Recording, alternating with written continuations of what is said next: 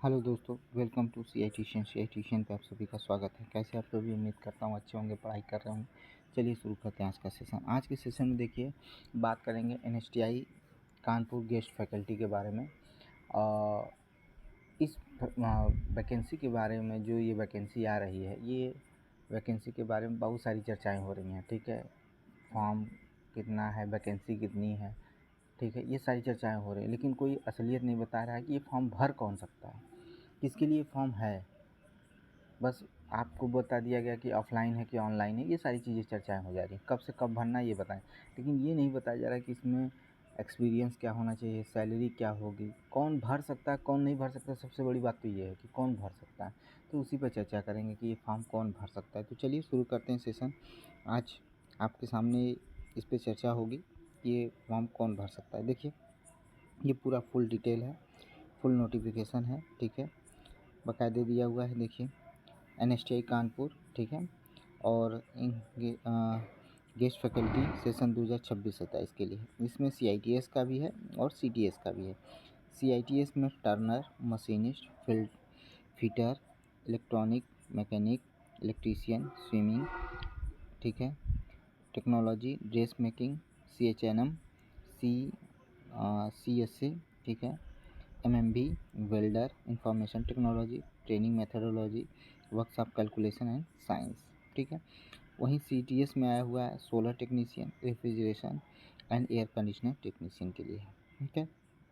इसका जो फॉर्म है, last date submission of the application through the post and hand on the before 3/8/2026, ठीक है, ये दिया हुआ है, और 5:30 बजे तक, फ्रॉम मंडे टू फ्राइडे, ठीक है, ये दिया हुआ है। अब इस पे अगर चर्चा करें तो बात कहा जाए कि ये फॉर्म भर कौन सकता है और कैसे है। पहली बात तो ये, जो फॉर्म भरा जाएगा ऑफ़लाइन भरा जाएगा, या तो आप क्या करिए, इसको पोस्ट करिए, या आप जाकर डायरेक्ट वहाँ कानपुर NSTI कानपुर में जमा करिए। लेकिन भर कौन सकता है, इसके बारे में अगर चर्चा कर लें तो देखिए, इसमें अभी को मैं 1-2-3 चीज़ों के बारे में बताऊँगा, आप उसको अच्छे से जान लीजिए, बस वहीं पर आप सारी चीज़ें क्लियर हो जाएंगी। जैसे इसमें दिया है CITS टर्नर, ठीक है, इसी तरह से मशीनिस्ट होगा, इलेक्ट्रीशियन होगा, वेल्डर होगा, ठीक है, मोटर व्हीकल्स होंगी, सारी चीज़ें होंगी, ठीक है।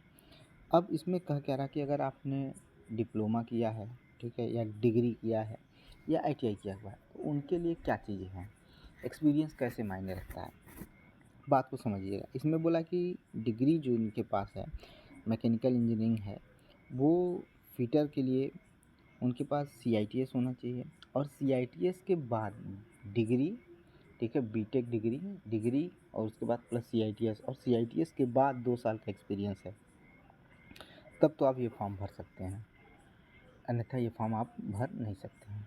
वहीं अगर डिप्लोमा है तो वो डिप्लोमा के बाद CITS, और CITS के बाद 3 साल 5 साल का एक्सपीरियंस है, तब ये फॉर्म भर सकता है। अगर वहीं ITI की बात करें तो ITI है अगर, तो वो ITI हो और उसके बाद CITS, और CITS के बाद 7 साल का एक्सपीरियंस हो, तब ये फॉर्म भर सकता है। यानी अगर आप ये समझिएगा, क्योंकि जब ये वैकेंसी आई तभी मैं समझ गया था कि ये NSTI की वैकेंसी है। यहाँ जो टीचर चाहिए वो ITI की अपेक्षा वेल ट्रेन टीचर चाहिए, ठीक है। वो अपना कहते हैं ना कि जो एजुकेशन लेवल है वो मेंटेन करके चलेंगे, ठीक है, और ये होना भी चाहिए, ठीक है। तो इसमें बस हाँ, इतनी कमी है, ये चीज़ मुझे बहुत ख़राब लगा। जो 7 साल 5 साल या 2 साल का है एक्सपीरियंस, वो कोई बात, वो सही है, उसके लिए कोई टेंशन नहीं। लेकिन आप ये जो कह रहे हैं कि CITS के बाद का चाहिए,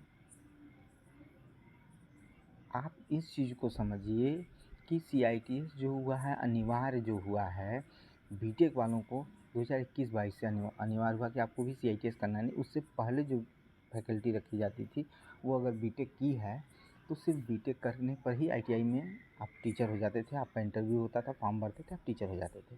2015 में भी उठाकर देख लीजिए, यही नियम था। 2016 में बाद में हुआ कि 21-22 के बाद हुआ कि जो बीटेक किए हों उनको भी CITS करना पड़ेगा।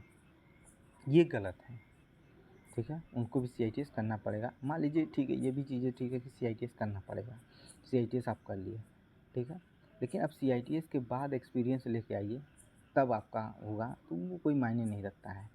CITS जो है ये वोकेशनल ट्रेनिंग है 1 साल की, उससे पहले बीटेक करके लोग कितने साल तक जॉब करते हैं या टीचिंग करते हैं।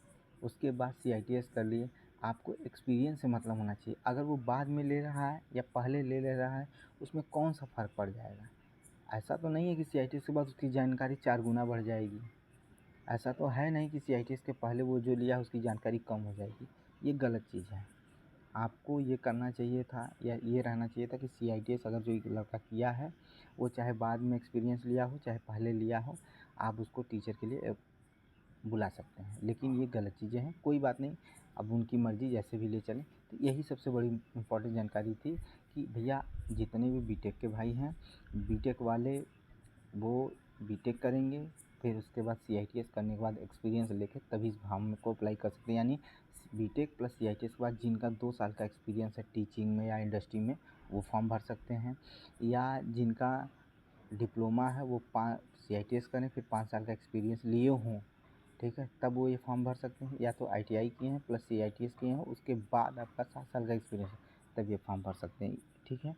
और ये सारे जो भी ट्रेड हैं उन सब में ये अब अलाउ है। ऐसा कोई नहीं है जिसमें ऐसी स्थिति नहीं है, सब में यही है। तो फॉर्म तभी भर सकते हैं। इस वजह से मैं यही कहूँगा कि आप सभी लोग जितने लोग हैं जिनको ये फॉर्म भरना, जो भी ये रिक्वायरमेंट है, अगर उसको फुलफ़िल कर रहे हैं, वही ये फॉर्म भरें, अन्यथा फॉर्म ना भरें। अब वर्कशॉप कैलकुलेशन में भी देख लीजिए, क्योंकि कुछ लोगों को इसमें भी कन्फ्यूजन होता है कि वर्कशॉप कैलकुलेशन इन साइंस में क्या है। तो उसमें भी डिग्री एनी इंजीनियरिंग, ठीक है, चाहे आप मैकेनिकल से हो, इलेक्ट्रॉनिक्स से हो, चाहे CS चाहे जिससे भी हो, लेकिन उसके में भी है कि CITS करिए प्लस 2 साल का एक्सपीरियंस लीजिए, 2 साल का, उसी के बाद आप ये टीचिंग कर सकते हैं, अन्यथा नहीं करेंगे। आगे क्या दिया हुआ है कि ये जो NSTI में ये जो फॉर्म आया हुआ है, उसमें आपको मैंने बताया ही है कि 3/8/2026 5:30 बजे तक फॉर्म को भर सकते हैं, ठीक है। और क्या है, और ये बोल दिया गया कि गेस्ट फैकल्टी के लिए है, ठीक है। इसमें आपको क्या चाहिए, 2, ठीक है, अटैच करना है 2 कलर फ़ोटोग्राफ, ठीक है, 2 ठो फ़ोटोग्राफ डालना है, ठीक है। और आपको क्या मिलेगा गेस्ट फैकल्टी में, कंडक्टिंग क्लास आप जब भी लेंगे तो 250 रुपये आपको मिलेंगे, ठीक है। 250 रुपये आपको मिलेंगे। किसको मिलेंगे, CITS को। जो CTS है उसको 200 रुपये मिलेंगे पर हावर का, ठीक है। इस तरह से आपका वेतन बनेगा 30,000 रुपये पर मंथ के अनुसार, ठीक है। और क्या इसमें दिया हुआ है, तो guest faculty purely temporary basis है, कभी भी आपको निकाल दिया जा सकता है। कभी क्या, साल भर के बाद आपको हटा भी दिया जा सकता है। सिलेक्शन कैसे होगा, बेसिस ऑफ रिटन है, स्किल टेस्ट, आपका रिटन एग्ज़ाम होगा, स्किल टेस्ट होगा, तब आपको रखा जाएगा। टेंटेटिव एग्जामिनेशन डेट जो होगी वो कहाँ से मिलेगी, तो जब आप रिटन टेस्ट या स्किल टेस्ट देना होगा तो आपकी क्या होगा, आपको मेल कर दिया जाएगा, आपको मेल मिलेगा, ठीक है। Call letter examination will be send through the email eligible candidate. जितने भी एलिजिबल कैंडिडेट होंगे उनको मेल चला जाएगा, ठीक है। नंबर ऑफ वैकेंसी में भी इंक्रीज या डिक्रीज हो सकती हैं एज ए रिक्वायरमेंट के अनुसार।